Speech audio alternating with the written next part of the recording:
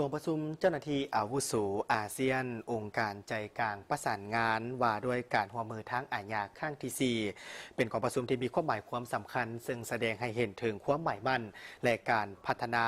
และพันธะสากลในเวียกงานอาเซียนเกี่ยวกับการร่วมมือระหว่างประเทศทางอาญาของสาธารณรัฐประชาธิปไตยประชาชนลาวก็คือองค์การอัยการประชาชนสูงสุดในระหว่างวันที่7 ถึงวันที่ 8 ตุลาคม 2025องค์การอัยการประชาชนสูงสุดสาธารณรัฐประชาธิปไตยประชาชนลาวเป็นเจ้าภาพในการจัดกองประชุมเจ้าหน้าที่อาวุโสอาเซียนขององค์การใจกลางประสานงานว่าด้วยการร่วมมือทางอาญาขั้นที่ 4โดยภายใต้การเป็นประธานของท่านคำเพชรสมบรจิตรองหัวหน้าองค์การอัยการประชาชนสูงสุดแห่งสาธารณรัฐประชาธิปไตยประชาชนลาวมีคณะผู้แทนจากบรรดาประเทศสมาชิกอาเซียนกองเลขาอาเซียนและสาธารณรัฐประชาธิปไตยติมอร์เลสเตในนามผู้สังเกตการองค์การอัยการประชาชนสูงสุดกระทรวงการต่างประเทศกระทรวงยุติธรรมกระทรวงป้องกันความสงบศาลประชาชนสูงสุดเข้าร่วมกองประชุมได้ปรึกษาหารือหลายหัวข้อที่สำคัญเป็นต้นแม่นการทับห้องเอาแบบฟอร์มคำห้องขอการร่วมมือทางด้านอาญาเพื่อให้แบบฟอร์มห้องขอมีความเป็นเอกภาพว่องไวและมีประสิทธิผลยิ่งขึ้น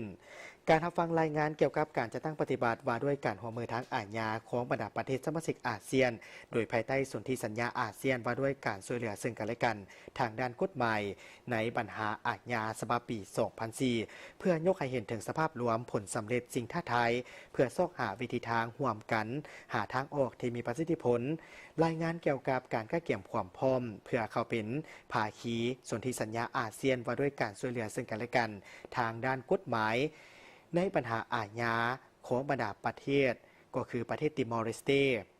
การรับฮ้องคำแนะนำเข้าเป็นภาคีสนธิสัญญาอาเซียนของประเทศที่บ่ได้เป็นสมาชิกของอาเซียนการปรับปรุงเว็บไซต์อาเซียนเกี่ยวกับสนธิสัญญาอาเซียน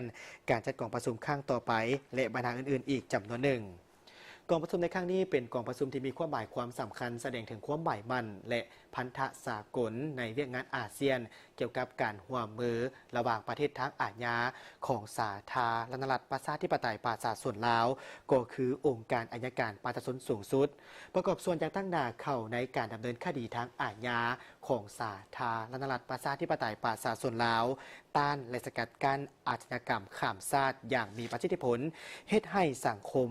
ก็คือประเทศมีความสงบและเป็นระเบียบเรียบร้อย